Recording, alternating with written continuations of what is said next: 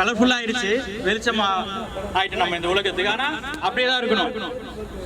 அதுக்கு என்ன பண்ணணும்? நம்ம சபைக்கெல்லாம் வரணும், சர்ச்சில் பாச சொல்றதை கேட்கணும். சின்ன பசங்க வீட்டுல அம்மா பார்த்து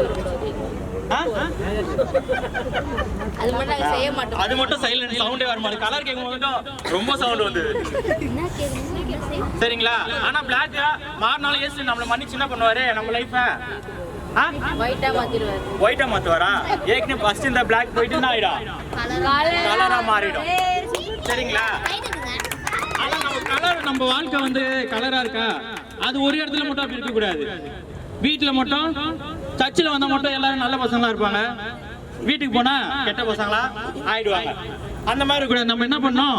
எல்லா இடத்துலயும் என்ன பண்ணோம்? கலரா இருக்கணும். ஓகேங்களா? ஓகே. அப்புறம் டைம் இருந்தா